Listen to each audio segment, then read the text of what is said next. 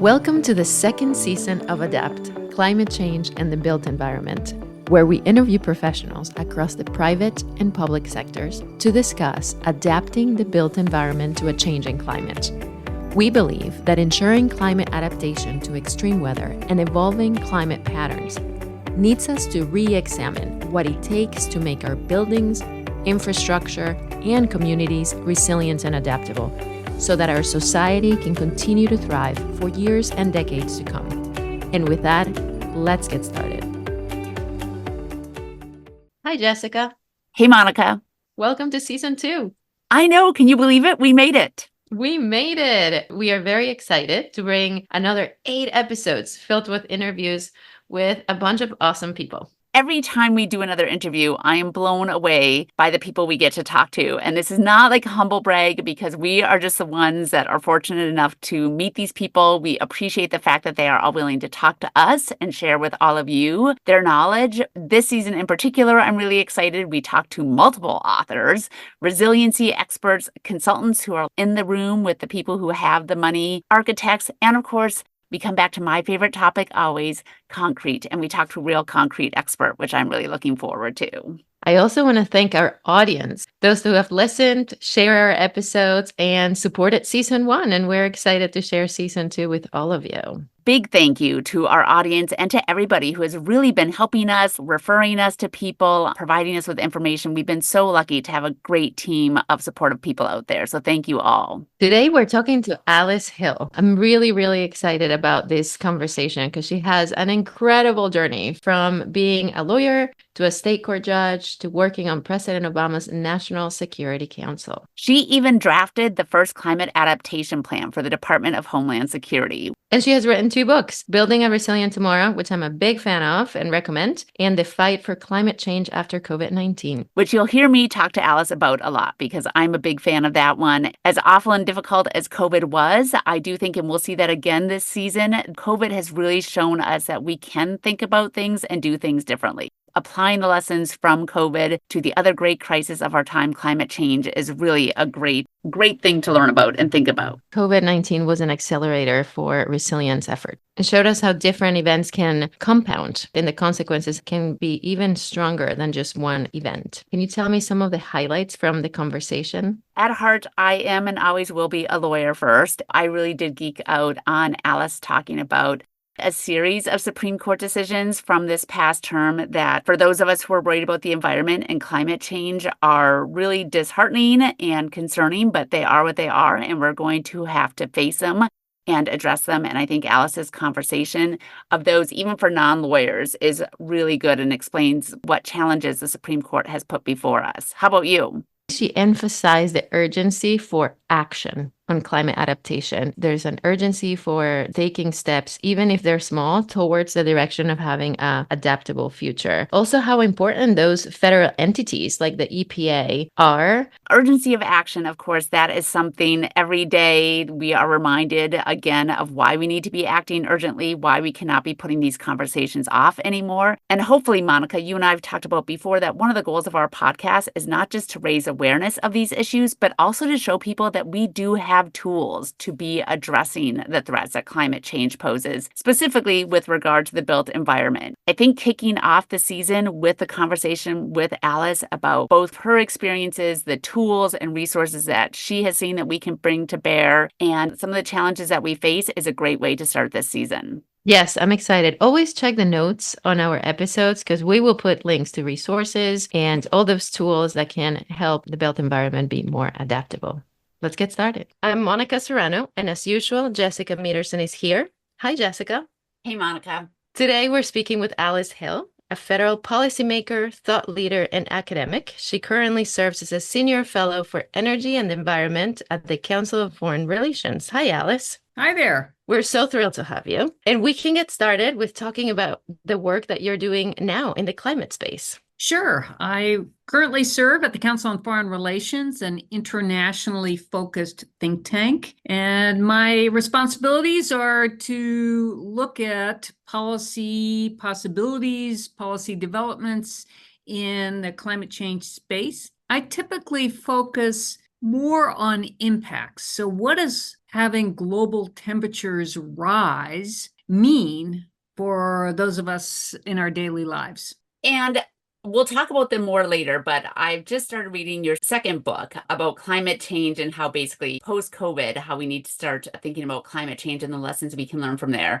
And I will say you lay this out very well in the introduction to that book, but I'm going to ask for those of our our listeners who haven't read your book yet. As a lawyer like myself, how did you navigate out of that litigation world and into this amazing kind of think tank, thought leader, author kind of role that you're in now? My first step towards climate change, I didn't set out to work on climate change, but I did have a long legal career. The last legal job I had was as a judge on the Los Angeles Superior Court. I realized that I didn't want to spend the rest of my career judging, and I began to look for other opportunities. I had an amazing opportunity come to me, which was to join the Obama administration as senior counselor to the Secretary of Homeland Security, Janet Napolitano at the time. Now, one might wonder, how do you go from being a Superior Court judge in Los Angeles County to Washington to work at DHS? And my answer is,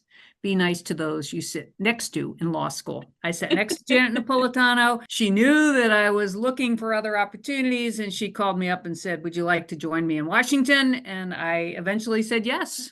And I have then moved on to climate change because of an assignment I received when I was serving in that position at DHS. Wow. All right. Well, I'm going to go back and contact some of my old law school buddies and see where they are now, because that would be a pretty amazing career path to follow. I love it. Right. I was very fortunate, honestly. I think that's an advice for life. Just be nice to those that you sit next to, right? You never know. You never know. Jessica alluded to this. You wrote 2 books. Your first one, Building a Resilient Tomorrow. Can you tell us a little bit more about it, and what can an audience today take from it? That book, unfortunately, is evergreen. It was published in 2019. And the genesis of that book was the idea from Leo Martinez Diaz, my co-author. He suggested, let's write a book about climate resilience. We were both working in the Obama administration. He at that time was at the Treasury Department, and we had worked on an executive order together focused on how the U.S. government could ensure that its investments overseas, for example, in development aid, were resilient to the climate impacts that would occur. Through that work, we realized that there isn't a lot of information even about adaptation or resilience easily available. So we crafted this book that covered in broad strokes the major sectors that are impacted and issues that are impacted by climate impacts like extreme drought, extreme heat, flooding, higher temperatures, higher winds. What do we need to do to prepare for those impacts? At that time, most of the focus in the climate space was on reducing harmful pollution. So we reduced the heating, which would lessen the impacts. But it was clear that these impacts were already occurring and would worsen even if efforts continue to cut the pollution. And I do want to talk a little bit about that. And you reference a lot of that work in the introduction to your second book, The Fight for Climate After COVID-19. And I want to talk about the lessons from that book that you set out in that book. But first, I do want to point out that you raise in that introduction an issue that Monika and I have talked about here on the podcast. We've talked about in presentations, and we're actually going to be talking about it specifically when we talk to a concrete expert. But it is that the tension between adaptation and mitigation, and the need to address both, that we can't just focus any longer on mitigating. We still need to continue to worry about mitigating the worst effects of climate change, but you talk also about the need, and still there's not enough of a focus on the adaptation part. And for a long time, adaptation was seen as the ugly stepchild, right? That some didn't even want to address. Are you seeing that there's a growing acceptance of the need for adaptation, even while we continue to work on mitigating climate change? Absolutely. The climate community is much more attuned to adaptation. They're certainly talking about it more attention on the need for finance, more attention on the need for better engineering standards, better investments, for example, on concrete that could be less emitting and maybe even capture some carbon. So Discussions are robust. I would say actions, not so much.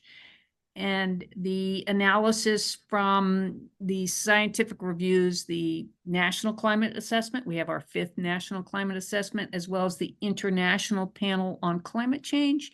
Both of those groups, which read the peer-reviewed literature and issue comprehensive analysis of where we are with regard to climate change, both of them have essentially concluded we haven't done nearly enough on adaptation. What we're doing is way too modest in scope. We're not looking at the transformational types of changes that will be required. And of course, adaptation involves, it's hard to quantify how many decisions it involves, because it's not only how high a flood barrier could be, but it's also where people live, what kind of vegetation is near their homes, whether there's air conditioning in the school or not, whether the pavement can absorb the heat, whether the trains have sensors to alert them that the lines are kinking because it's too hot, flooding, you name it.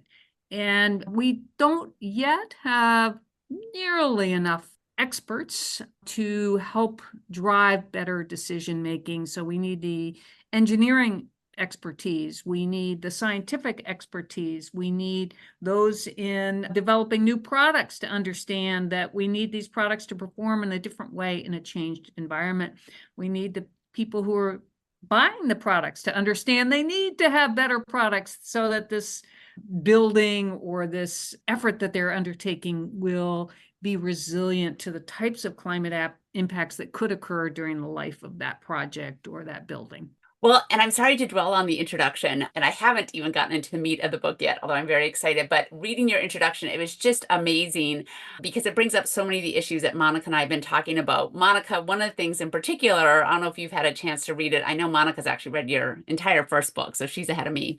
But is that, Alice, you talk about the psychological impediments to addressing climate change. And Monika talks about that a lot. Monika, you should mention the book that I know you talk about that kind of addresses how humans were just not wired to deal with climate change. That's right. So the book that you're referring to is The Ostrich Paradox. I wanted to get back to your second book, Alice, and stay on that topic. Yes. Can we talk about the relationship between COVID and climate change? There are many relationships, and actually COVID and infectious disease can become more of a challenge because of climate change. That's not the focus of the book, however. The book is looking at the parallels that we can learn from a catastrophic event, a global pandemic, which could be applied to other catastrophes like climate change in particular. And in the book, I explore the fact that these risks cross borders. Humans have spent the last 8,000 years drawing these very careful jurisdictional boundaries, saying this is our space and these are the rules that apply. But climate change and a pandemic really don't care about our borders. These things sweep across, and that requires that we become more cooperative in planning and preparing for such events. Outcomes improve for pandemics and climate change disasters, a drought, extreme flooding, with planning. Science is very important to inform the decision-making around how we prepare and what we do during the course of events. Plans may not work out as we intended, but the process of planning for both of these is essential because it builds relationships among those who are going to be called upon to respond, and it causes us to think differently about what we may need. We also need to engage in scenario-based planning so that we can imagine these things. As we've referenced, the book you referenced by Howard Kunrether just points out the human brain is very poor at assessing catastrophic risk. We need to find ways to work around that to deal with events that there is no human memory or living memory of such an event. So we had, of course, the pandemic in 1914, but there was no one alive who could remember those events. With climate change, it's even more complicated because some of these events no human in recorded history has ever experienced. So that means we're imagining things that we have no guideposts for. And that will require systematically reviewing our decision-making to double check, did we think about climate when we chose where to put the road, when we chose which materials to use, when we chose what investments to make? And that is not happening on nearly the level that we need it.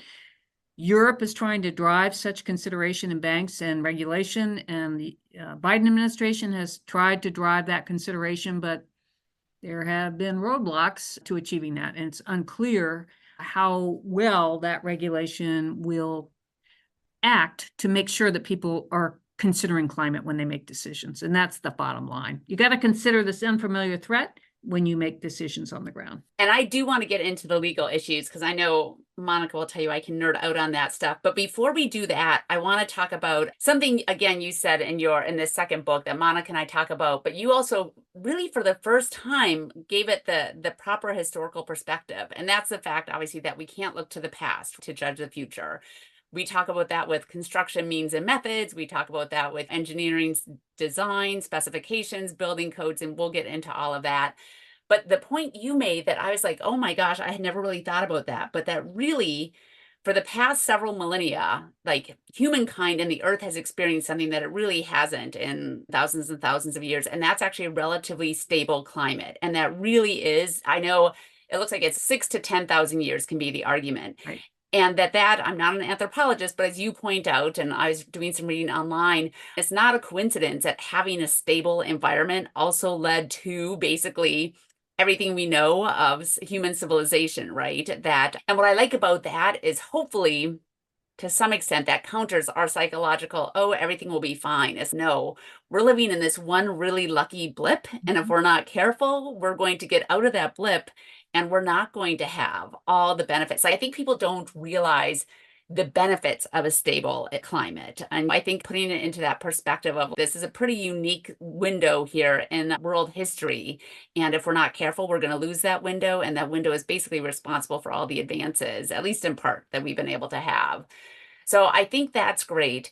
I do love you very nicely break out, you attack a lot of different things in your second book here. One area I'm hoping, and I'd be curious if you've seen this, but you talk about one thing beyond just building resilience is increasing our resilience to emergency, having better emergency preparations. With climate change, we've seen with the hurricanes, the compounding effects. It's not just that you have a hurricane, then the power gets knocked out and there's extreme heat. So you have people who don't have access anywhere to cool off. Have you seen post-COVID, at least, is that one benefit of COVID? Have you seen any improvements in both within countries and then across countries, better systems, procedures for dealing with emergencies? Yes, there has been improvements, particularly in emergency management. There is greater recognition that these events do compound. They can compound, as you've said, one thing happens, then a number of things follow. But we also have that the time between the events has shortened. So it used to be when we first started looking at events, NOAA did, the National Oceanic Atmospheric Administration started counting the number of disasters, not earthquakes, but other disasters that cost a bit more than $1 billion in damages. And in the 1980s, when they started that, it was every few months, maybe 3 or 4 months, we'd have such an event. Even if you account for $1980, we are down to every few weeks, maybe 1 or 2 weeks. And that is a huge stress on emergency managers and people who are the victims of disasters. It's just very hard to recover. So we're seeing that emergency managers are much more understanding of this, that they appreciate that there's a greater system. I've seen this in discussions with FEMA. California is well aware you're going to have a wildfire. You might have some challenges in your hospital with respiratory. You could have a drought and then wildfire. And then, unfortunately, after a wildfire, there's often flood. So there's beginning to be an appreciation of how all these things fit together. You're also seeing in the military and NATO an appreciation that we need to share assets across borders because nobody has all the firefighting equipment necessary. Nobody's going to have all the personnel to respond. So there's more thinking through how do we get this done. We still have work to do. We're not necessarily thinking when we acquire these or helicopters, will they fly in extreme heat? We're not thinking through, will this perform as we intend during these extreme events? So there's a lots to be done, but I would say that's emergency management, because they feel the impacts right away because they're responding, have been very receptive to trying to find ways to not only improve the response, but importantly, work to reduce the amount of damage in the first place. And that's typically through stronger building codes, better land use practices, and pre-positioning supplies, and making sure that insurance is there. And all of these remain complex issues, but I do see greater attention to the issues. Quick shift. Recently, there have been some Supreme Court decisions that will probably affect the ability of federal entities to regulate. You spent a significant amount in the federal government. Can you tell us a little bit more about this and how this could affect the progress of climate resilience? It's going to delay progress on climate action, the decisions by the Supreme Court. There are two primary decisions that were handed down in this last term that will have significant consequences. There was also one in last year's term that will also have less significance, but could matter deeply. Decision today that got the most attention most recently was the current conservative majority. There are 6 conservative justices who basically just tossed aside a 40-year precedent called Chevron deference. Chevron deference, and the Chevron was from the name of the case, said that if Congress issues an ambiguous statute, federal agencies could interpret that statute based on their expertise, their knowledge of this area, and come up with a reasonable interpretation. And if the court agreed that it was reasonable, the court should defer to the federal agencies. This was not a popular doctrine in recent years, particularly among conservatives who thought that the administrative state, as they called it, had grown too large. There was too much power in federal agencies to regulate, and also they sometimes have adjudicatory power as well. And there was a sense that wasn't good. So the justices, the majority, tossed out that precedent and said, no, if the statute's ambiguous, it must be a federal court that decides whether the interpretation of the statute, and whether whatever the action is by the federal agency can stand. That will delay things, I think, for 2 reasons, and probably others. First, there's going to be a lot more litigation, and almost immediately after that decision was issued, we saw in already filed cases, plaintiffs and others saying, look, Chevron deference doesn't hold, so you have to look at this anew and make sure that the court agrees, or the court does the interpretation. And then I think that it will chill to some extent federal agencies from being aggressive. And we need, in my opinion, to act with speed when it comes to climate change. And so more delay essentially translates into more damage that somebody's going to suffer, and to clean up, the costs go up. The delay is not such a good development as far as I'm concerned. And then the second decision was a case called Corner Post. And in that case, this conservative majority upended the understanding under the Administrative Procedures Act that the statute of limitations, which is the guideline, or not the guideline, the rule on when you can file a lawsuit, you can't come back 70 years later and say, I've got a problem in most instances, and sue. And there are a lot of reasons behind that, but mostly the evidence is old, people have died, whatever. Courts and legislatures set rules. You got to file this thing if you're going to have a complaint. And under the Administrative Procedures Act, I think it was a 6-year, but I can't recall. But if you didn't complain within that amount of time, then the regulation was done. It was a regulation. There was no more complaints. It's time passed.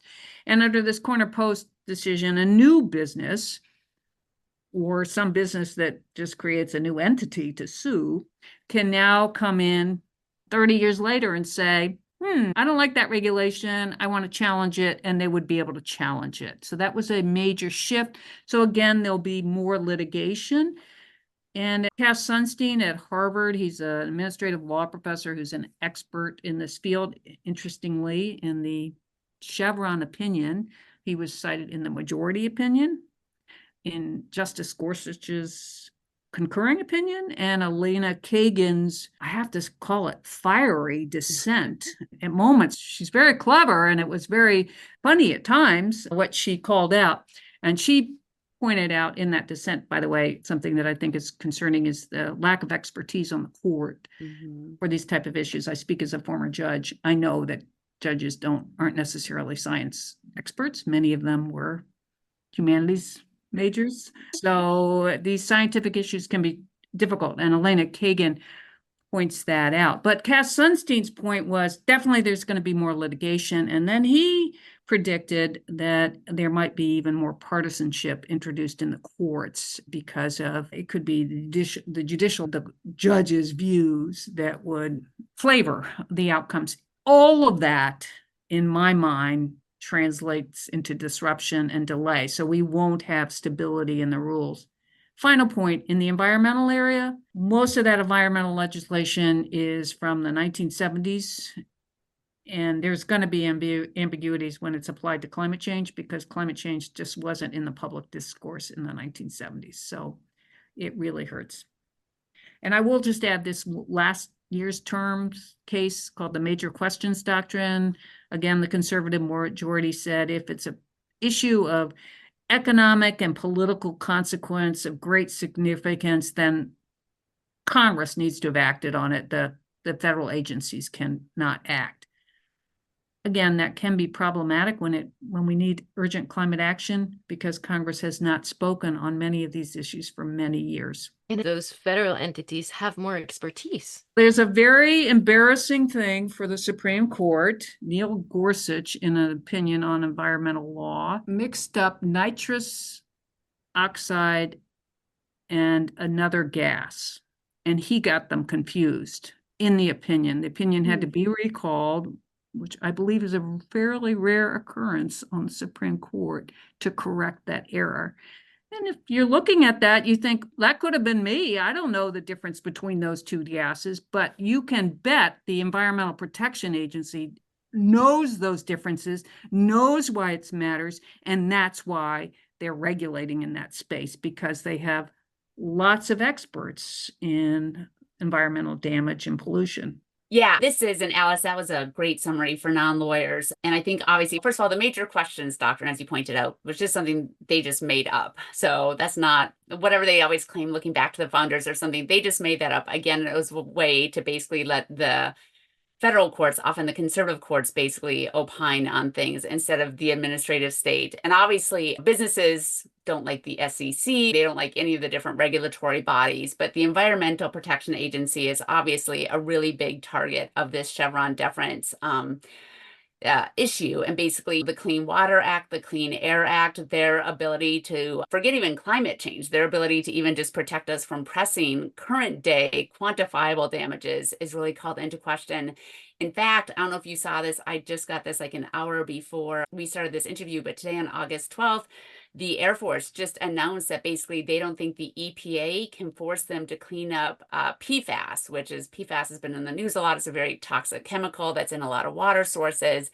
Apparently, PFAS, thanks to Air Force activities, is really bad around Tucson. And so the EPA had issued an emergency order under the Safe Drinking Water Act, requiring the Air Force to develop a plan within 60 days to address PFAS contamination in the drinking water. So again, these are for Americans just drinking their water. It's polluted with these really toxic pollutants.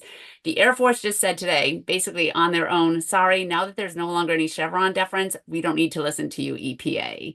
So they're not only are they filing lawsuits to challenge the EPA, now it looks like some are just going to start saying, nope, we can actually ignore you. Force the EPA then to spend money initiating lawsuits go through the entire litigation process, which takes years. So yeah, all of those, the statute of limitations issue is important too, but striking down Chevron basically does mean that polluters are going to use everything in their arsenal to keep on polluting. So it's a real shame and a real bummer. Related to that, I mentioned the SEC wanted to follow Europe's lead and require basically that companies now start disclosing to their investors their different risks and exposures that they may have from climate change, which is smart. And a lot of investors, until they were browbeaten by the conservative media, were saying, yes, we would like to know this. We don't want to invest in some company that, let's say, has all of its physical assets on the shoreline in North Carolina that's vulnerable to massive hurricanes and erosion from sea level rise. So the SEC, after a lot of pushback, finally issued a rule saying that, okay, companies, if you have to follow SEC rules, which means you're publicly traded companies, you need to disclose these climate change risks. And there are already legal challenges to that, of course. So do you have any hope that disclosure will survive court challenges? That rule, as you said, is stayed right now as it works its way through the courts. In my former career, I was a fraud prosecutor. So I worked a lot with the Securities and Exchange Commission. I was chief of the Major Frauds Unit in Los Angeles and looking at criminal fraud. I want to interrupt because I know you won't say it, and I want people to know, if they're old enough to remember, you took down the Keating Five even. That was huge. So Well, yeah, when you say you're fraud. Yes, it wasn't the Keating Five. Those were the senators. They were Oh, never that's charged. right. Charlie Keating Jr. was, and Charlie Keating III, and a number of other defendants I prosecuted. And that Nice. was a fraud case. Yes. But certainly looking at the reason why the SEC was created, of course, in the wake of the crash, as 1929 crash, as well as the Depression, the sense was investors should know about so-called material risks. Now, I'm not the judge or the lawyer working on this, but in my thinking, based on my familiarity with those statutes, as well as my familiarity of what climate risk does and what's at stake, there's just no question in my mind that this is a material risk to companies and that it should be disclosed. Now, the rule talks about particulars on the disclosure, but it should be disclosed. And when I was in the White House, I felt so strongly about this that I reached out and I said, we should get the SEC to make it absolutely clear that this is a material risk, essentially pursue some means of notifying companies that this is part of their material risk. And the word came back, oh, we think we have it covered under the current statutes. That was the analysis then.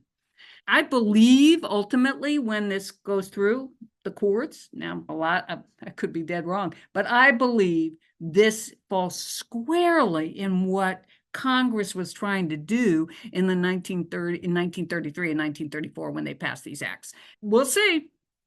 Far greater minds than mine are on this, but that your facilities could be flooded, that your supply chain is disrupted, that your employees are killed by extreme heat, those seem to be material risks to me beyond just the economic loss. We'll see. All right, that's actually more hopeful perspective on that rule survival chances than I've heard from others, so I'll take it. I haven't practiced law for a long time, so take it with a grain of salt. Somewhat related to that, let's talk about what you think about the role of federal policy. So what do you think the role of federal policies is as they relate to climate resilience? And if you're willing to share any insights from what could change based on the November elections. I think that the federal government, granted, it has to be within their authorities and has to pass this new Loper-Bright decision, which kicked out the Chevron deference. But assuming that the federal government can still successfully regulate in the area of resilience, I believe that they could drive far greater resilience. And I have a direct example of that. Now, it also shows how hard it is to do. My very first assignment at the White House came out of the Hurricane Sandy Rebuilding Task Force. They recommended that there be created a building code for the nation addressed to risks of flooding from climate worsened events. And the reason they recommended that is after Sandy, the states that were affected did pursue that kind of building code. And of course, the building codes are set at state and local government level. So I didn't know much about building codes. Unfortunately, a director on my team came into my office who was an engineer and a lawyer and said, "Hey, you want help with that building code?" And he helped me work with the team, and there were many people who led this and contributed, but it was my responsibility to get it to the president, created a federal flood risk management standard. And that was at the end of the Obama administration. Unfortunately, we didn't conclude the rulemaking. Trump pulled the executive order that President Obama had signed 10 days before Harvey dumped about 4 feet of rain on Houston, massive flooding, but Trump pulled it. Biden, when he came back to office on his very first day, put it back in place. And now, right at the tail end of his first term, FEMA and HUD have finally issued their regulations. So that's how long that's taken. But that, I believe that building code, because it requires anyone who takes federal money, this is very broadly speaking, and who builds in an area that is in a flood zone or might be flooded based on analysis, including climate-based risk, needs to build higher. It's not telling them they can't build, which would be an even more robust conclusion if we know that things are going to be severely damaged, but it's just saying you build higher. And so the federal government could give those kinds of incentives to say, when you want to take taxpayers' dollars from Wisconsin and build in Florida on the beach and use some federal money, we want you to build higher because we want to protect the taxpayers' dollars. And I think they could do that. Your second question is about the election. It's really stark what the choices are in terms of climate. Trump has said variously that it's a hoax. I think he calls it a green scam. He says he's distancing himself from this Project 2025 developed by the conservative think tank Heritage Foundation, or I'm not sure the exact name. But if you read the section on environment in that document, it's quite surprising. I saw that a training video that accompanied that document instructed potential Trump appointees how they could eradicate the term climate change from documents within the federal agency. And there's some question about, Trump has said he's not a part of it, but it was written by 140 Trump appointees, and the Republican vice presidential candidate, J.D. Vance, wrote the foreword for the book written by the head of the Heritage Foundation. So I don't know. If they followed that playbook, it would be a real setback here in the United States. Importantly, also a major setback globally, because if the United States, as the world's largest historical polluter, the second largest current polluter, the world's largest oil producer, isn't serious about climate change, there's little incentive for any other country to really make the kinds of adjustments necessary to tackle climate change with sufficient speed and urgency to avoid the most damaging of these impacts. That is well said, and it is very terrifying. My son is actually in Army training right now, and that's always one area where the military, to its credit, and I don't always give it credit for everything, understands the national security risks of climate change, right? And certainly, as do the soldiers. I know social media for soldiers, apparently they talk about water wars and all of that. And it has been something that, unfortunately, I'm old enough to remember during the Bush administration, when the Republicans were in charge of Congress, they passed a law, and Alice, maybe you'll remember the details, but basically they explicitly prevented the Department of Defense from addressing or using or analyzing or putting any funds towards examining climate change, which again, and we've talked to the State Department, we have a lot of assets who are military assets that are vulnerable to climate change even. So it is I think Monica and I try to impress on people on this podcast the financial and economic risks that there are to like private businesses from not addressing climate change. But yeah, obviously, especially when you're looking at this year in the election, the international, humanitarian, military, all the kind of risks, if we basically take any steps backwards, it really is terrifying. I agree with that. And I think that I'm not sure if President Trump's Secretary of Defense talked about climate change, but certainly the secretaries that came before him, Robert Gates and others, have all talked about the security risks that are posed by climate change. And that is because if you look at drought or the collapse of a food area, agriculture, it throws many people out of work. It makes them hungry, and you may have very angry young people being together in groups, fomenting ways to think about terrorism. Then you have mass migration occurring. We've seen that in Europe and Syria. That's actually Syria suffered from a 1,200-year drought. And then you saw about 5 million people to attempt to flee the country when it descended into civil war, causing great instability. Not great, but it was challenging, and the migration issues continued to be challenging for Europe. And then at our southern border, when I was at DHS and at the White House, we saw this huge surge of migrants from the Northern Triangle, which had suffered from extreme heat, drought, as well as flooding. And we were trying to understand why. And I think part of that was climate driven. The young people just didn't have a future there because of the climate impacts.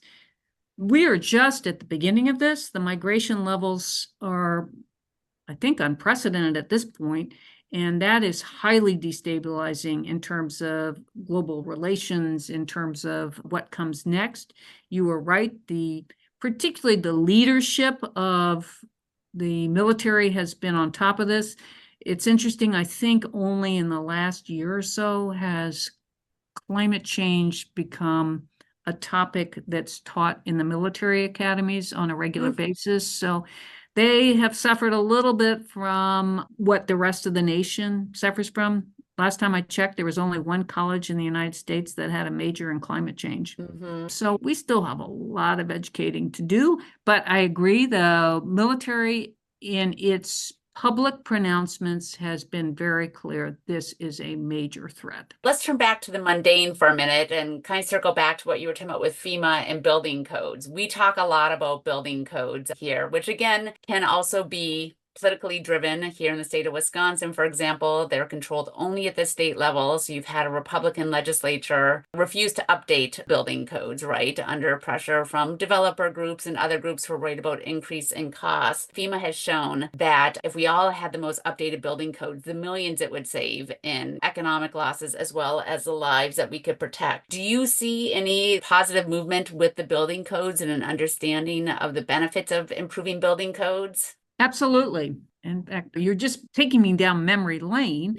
When I was at the White House, we wanted to have a study of the benefits of investing in building codes. The National Institute of Building Sciences undertook that study, I believe, with help from the federal government, and they determined that for every dollar spent in building to modern building codes, we saved $11 in damages.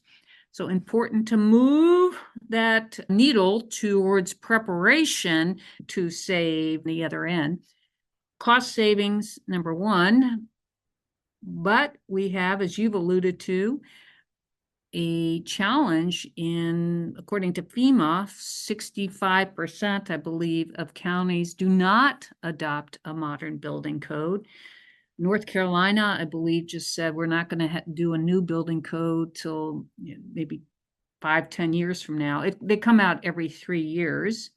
And even more distressing challenge is the fact that those modern building codes don't yet account for future climate risk. They're still based on historical events. So they're not capturing these unimagined and huge record-breaking events that we're having, but it's still better to build to a more resilient code. Odds are you're going to lessen the damage, but they're not the kinds of codes that I believe would keep us safe. And one change that we need in our codes is to look at performance. Historically, our codes have been about life safety. We've got to get everybody out of the building in an earthquake or a fire. So we're going to save lives. And building codes have saved lives. And the number of deaths and disasters has gone down dramatically for a variety of reasons, but including better building codes. With climate change, however, these events are coming. People are knocked out of their homes. They don't have a home to go to. When they try to find a home, the rents are through the roof. They're going to have to move out of their community. It causes great disruption, great unhappiness, and not good for the community, their tax base, the long-term viability. Our codes need to get to performance. And we see examples of countries trying to achieve that. Japan with their earthquake code. I'll just share a wonderful anecdote. In the Sendai earthquake, in Sendai, someone I met lived very high up in a skyscraper. And the night before the earthquake, he and his family were celebrating something in their family, and they drank champagne. So they were in a hurry to leave the next day. They left those slim little champagne flutes sitting on their kitchen counter, went away for the vacation.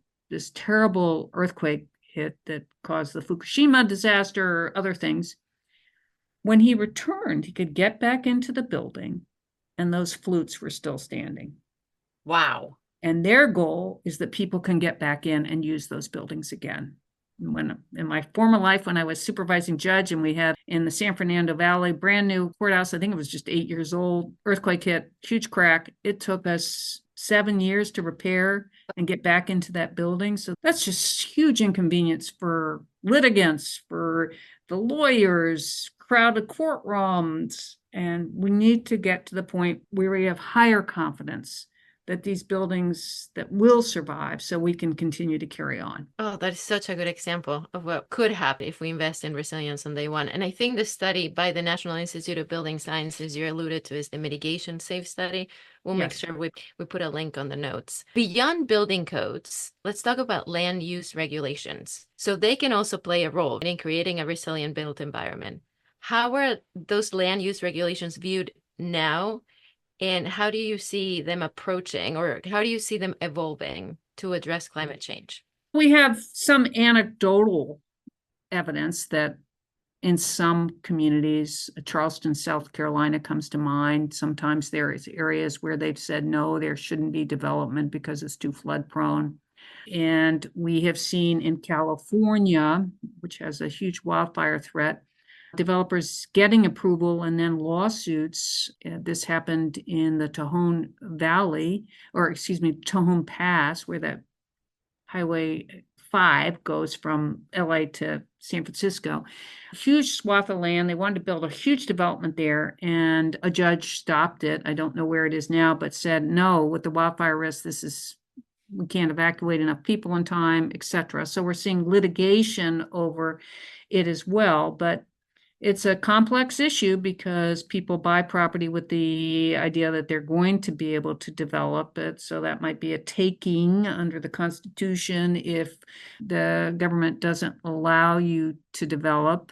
It's also just so highly personal. People are very invested in where they live.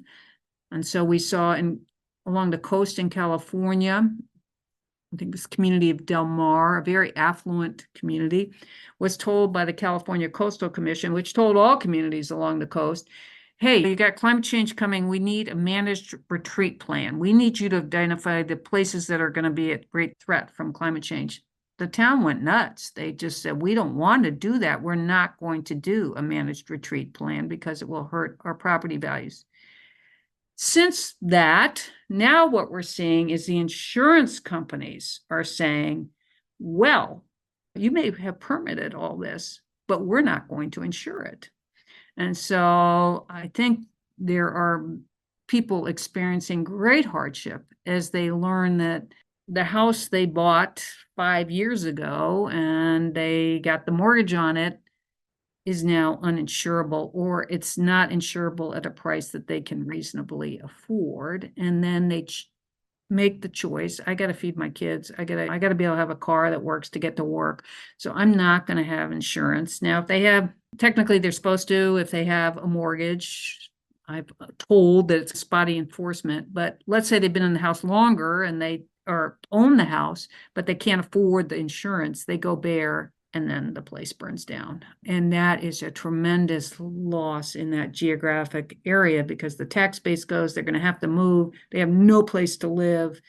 And we saw this just recently in California. We had the Paradise fires, I think 2017, 18, and now we're having terrible fires. People displaced by the Paradise fires have now had that second home that they had, the new home that they were living in, burn. Just tragic. So we're going to see some blunt forcing of the issue by insurance companies. I don't think that's, in my own opinion, the ideal way, because that just catches some people who are there by happenstance. They didn't know about the risk, and now the risk has come to them. Yeah, insurance is another big kind of tool that Monica and I talk about a lot, right? Number one, they certainly have the data. You want to talk to people who analyze the data and look at what are the risks to come. That is the insurance companies. You certainly can't argue that the insurance industry is woke or has any kind of political agenda beyond making as much money as they can. My boyfriend works in insurance, and as he says, it's really just legalized gambling, right? But they're taking bets on the future. So it is, I like you tying land use and insurance together, because you're right, in some ways, to the extent that the government, be it like the local government usually that regulates land use, if they don't want to do it, insurance may to some extent, when they're like, no, sorry, we're not. I understand the city says you can build a home there, but we're not going to insure a home there. So it is interesting. Obviously, California and Florida are the two places that we're seeing the most kind of upheaval right now in the insurance industry with the homeowners.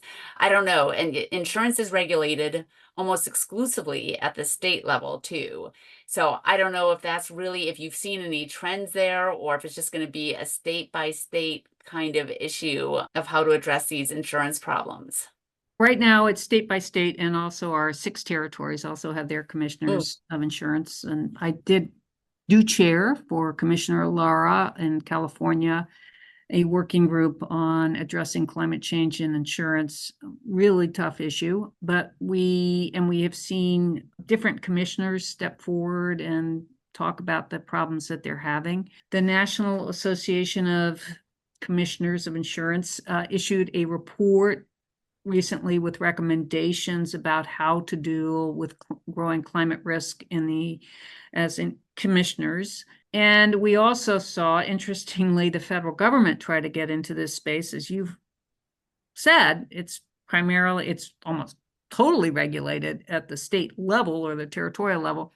So the federal government has a very small federal insurance office, and looking at the challenges that they were seeing in, as you said, California, Florida, but also Washington State, Oregon, Louisiana, the Gulf Coast states, Texas. They said, we probably should get a handle on what's happening here. We would like to have a survey done, have states respond. What are they seeing in their state? Didn't go well. The National Association of Commissioners said, we're going to run the survey. We don't need you, federal government, to be interfering in this. So we're going to do it. And they are running the survey. A number of states have said, thank you very much, we're not participating. It's very hard to get a good look at what's actually occurring here. As you've said, the insurance companies, it's proprietary. They're not required to share. They share to some extent with the commissioners, but we don't just have that national picture. It is the canary in the coal mine. As far as I'm concerned, there will be more and more people discovering that it's impossible to insure their homes. And then when those homes are damaged, it will be damaging to the community and their knock-on effects in those geographic regions. I'm not saying it's going to take down the nation, but in those geographic regions, there'll be upheaval in the real estate markets. And anecdotally, people say that's beginning to happen. I should say that I do sit on the board of the domestic subsidiaries of Munich Re. I am not speaking in my capacity as a board member. I'm speaking as a person who follows this issue closely in my professional capacity. Thank you for that. A great explanation. And I also, referring to another couple of answers, I appreciate how you talk about the compounding effects of all these different hazards and supply chain and individuals having to migrate because a hurricane is coming, or not migrate permanently, but just temporarily, and the cost associated with that. We talk a lot about litigation related to climate change, primarily in climate adaptation and resilience. How do you see future climate change impacting litigation, specifically to the built environment? Most litigation does not occur in federal courts. About somewhere 95% occur in state courts. And I'm confident the state courts are already handling a great deal of climate litigation, but it's not called climate because it's a lawsuit about your neighbor causing flooding at your home. It's a lawsuit about trees that need to be trimmed for fireproofing. It's something that failed in extreme heat, or it can be that the local authorities didn't plan for this event and people were harmed by it. So we're seeing lots of those cases, but they don't carry the climate title. We do see more cases in the federal courts that have the climate title, which are primarily aimed either at governments to get them to do more to address climate change, or to the major fossil fuel companies claiming that alleging that they misrepresented the harms, or that they have, because of their contribution to the pollution in the atmosphere, they have actually caused harm. None of those have been successful to my knowledge in the United States. They're still ongoing, and we have a number of them in various places around the country. In Europe, there have been more successes. Case I just loved, it took 10 years, but it was a bunch of older women, grandmothers, who said, hey, we're suing the Swiss government for failing to act on climate change to reduce extreme heat. We grandmothers are very vulnerable to extreme heat, and you're just letting this happen and not taking enough measures. And then we saw a Peruvian who lives up, I think it's in the Andes, and there's a glacial lake there. And he said he sued a company, I think it's a Dutch company, or maybe in German, but a fossil fuel company, saying, your emissions, your pollution up there is going to cause this lake to fail, and it's going to flood the community, and I want to get damages. And that case, as far as I know, has been successful. So we're seeing the vanguard of movement here. As a former judge, I can tell you the wheels of justice turn really slowly. And as we said in our first book, I wouldn't count on that for addressing the kind of threat that we have. In my opinion, we need to have regulatory action to encourage and incite, incentivize better, more rapid efforts to reduce this harm that is catastrophic. It's hard for people to get their heads around, but these changes are permanent. It's not like we can refreeze the ice. And with the ice gone, it affects our weather patterns.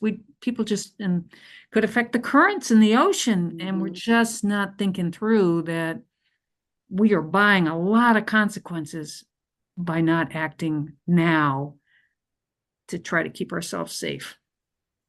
Yeah, agreed. I'll take it upon myself to find that the case of the Swiss grandmothers, because now I'm super intrigued, and we'll put it on the notes. They're Because my heroines, yeah. I will say something, that individual action and getting together with folks near you to do whatever, to file a lawsuit or speak with your Congress folks or your township regulators, etc., is really necessary to deal with this immense challenge. I do also want to say I have two teenagers. I guess one's no longer technically a teenager. I'm a big fan of Gen Z. I'm like, they know this stuff is real. They are far more concerned about it. My generation and the generations above me are very disappointing. But speaking of young people, I do want to say, I think there was one case, unless it got overturned on appeal, that was good news here in the US. That was the Montana case last year, where the young people sued because the Montana actually has in their state constitution a right to a healthy environment.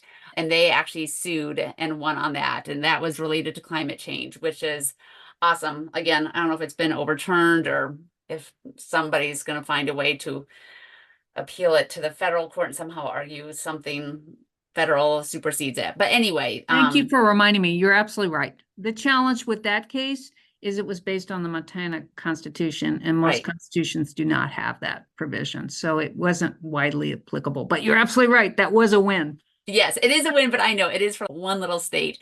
I'm like, first of all, that's also great. All constitutions should have that in it. I love that. So yeah, I thought that was pretty awesome.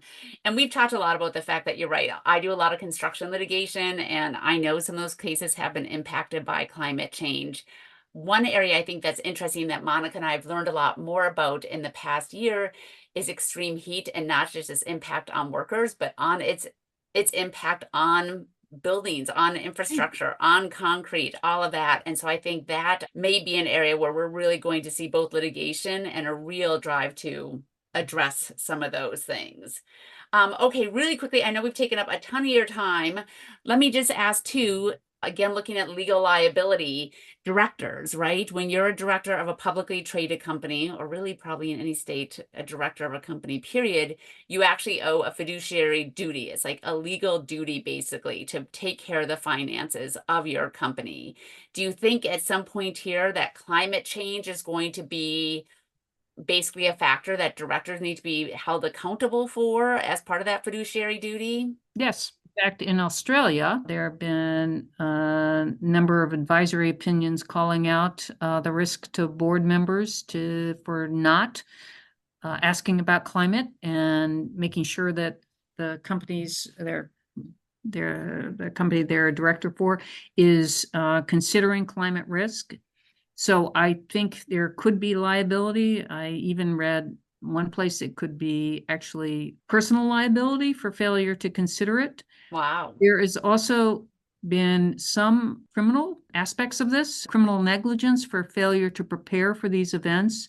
Wow. You might recall when the generators failed in Florida, they had a massive flooding, and there was in a nursing home. Initially, there were some deaths, unfortunately, and initially that was investigated as a homicide. I don't think it was pursued, but there was a case in France where a mayor and his deputy permitted single-story homes in an area right on the seacoast. It was in a dome, so it was beneath sea level. So if the seas went over top, it would flood, and that is what happened, and people drowned in their sleep. Oh my God. And there were criminal prosecutions for permitting that development in that area where it was foreseeable that there would be risk.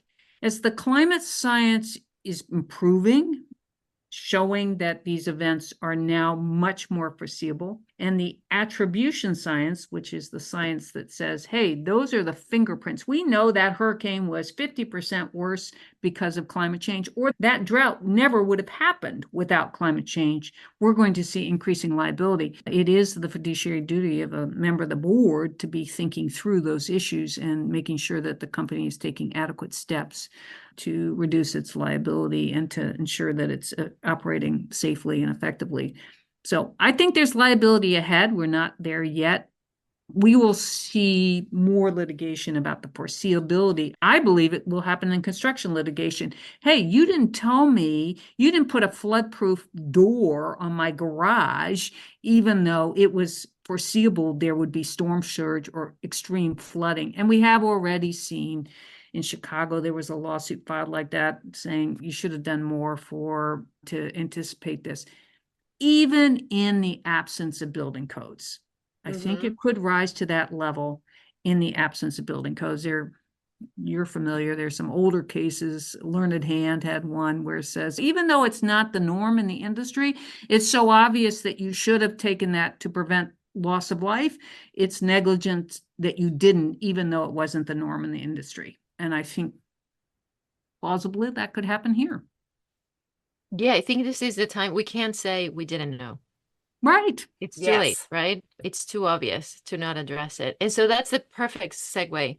So let me just add, I think there's not just liability for the board of directors. I think there's liability for the engineers, the architects, the designers for not knowing about the risk that will foreseeably occur over the life of that structure. I think you should be thinking about that if you are in those fields. even in the absence of a building code or standard. In fact, I think that is now in the professional code of conduct for architects, that they are to consider climate risk as an ethical matter. Yeah. So a couple of things. One, if we only had climate risk disclosures regulations, right? We didn't have to worry about all that. The second thing I'll mention, the AIA has a great tool called the Climate Risk Guide and Disclosure. I forget exactly the name, and we'll put a link to the resource. It's essentially a form where all parties related to the project, designers, architects, owners, insurers, construction company, sign after they have a discussion on what is the life of the building, what are the hazards that will affect the building in the future, what resilience mitigation measures will we put in place, and what is decided within this group. And then everybody signs. That is huge. I think it's a guide, and I don't think it's a law. It's not mandatory, but it's a fantastic resource. And it's a great example of guiding decision-making, forcing you to think about what are the risks. And that's really what we want to improve the decision-making. Okay, we know that might happen in the future. What could we do now to better protect that asset in the future? And that is the question we want asked really all the time on a routine basis. That's right. And I think this is a perfect segue to one of our final questions. Extreme weather events are foreseeable. What is your suggestion to building owners, investors, managers, designers, construction companies when it comes to designing, building, managing building environment assets? I think the first step is, if you haven't already, start educating yourself. And if you feel like it's too big a lift for you, you don't have to do it yourself. There are plenty of modeling and other firms that will happily help guide this decision-making. But the one thing I would not recommend is to stick your head in the sand, in reference to your book. The book that you mentioned, it's not going to work anymore. It's too well documented that these extreme events, in many cases, are driven by human-caused pollution.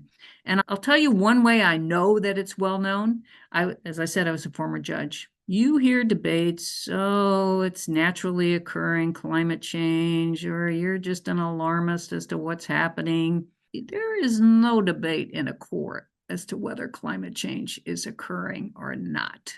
In fact, a great quote from the head of Lloyd's of London. He said, "You will not find an insurer denying climate change. It is just widely known. The people who study it and the people who are evaluating risk for a living are accounting for this." And that means that the people who are building things and helping people make investments, need to help others understand these risks and what can be done to reduce the harm. So I just don't think one can safely say, I didn't really appreciate it, I didn't know about it, particularly if it's a major construction project. Jessica, I can't imagine how much construction litigation you have gone through in your career. You might get sued, maybe not, but you might. And this, I think, will increasingly be an issue.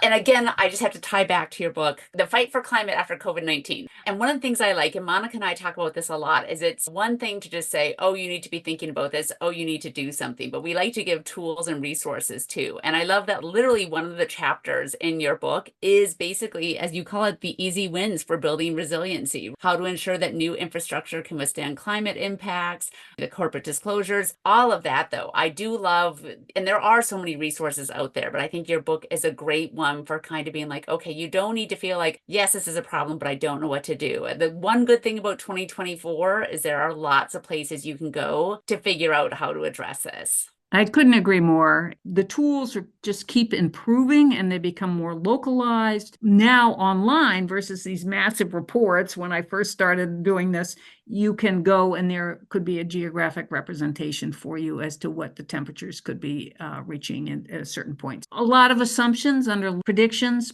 but at least you could get a range. And then, as I said, and on a huge project, you might want to hire a consultant who's just immersing him or herself in this to help, or get the expertise on your own team. But ignoring it will not lead to success. Jessica, we have a resilient consultant as a guest in one of our future episodes. Yes. So we didn't even tell you about this. This is perfect. Alice, was there anything else you wanted to share with our audience before we close? Well, thank you so much for the opportunity. You two are doing very important work to try to get the word out that we're all in this together and we all need to be a part of the solution. The solutions are there, but we need to acknowledge that we need to choose the solutions and get going on them now. It's not a matter for the future. It certainly has been an honor to have you, Alice. Yeah. Thank you for all of your work in this space. Yes. We're just here to give a platform to people like you so that more people can hear all the issues we have to think about, the tools that are out there. So thank you very much. Thank you Yes. again. Let's stay in touch. Absolutely. I would love that. Thanks for listening to Adapt, Climate Change and the Built Environment. We hope you enjoyed this episode and come back to hear more of our conversations with people leading the way and addressing the issues facing the built environment as our climate changes. Please rate, review, and subscribe, and share our podcast with others who may be interested. And if you have any feedback or suggestions for topics or guests for future seasons, we'd love to hear from you. You can email us at adaptthebuiltenvironment@gmail.com. Thanks for listening.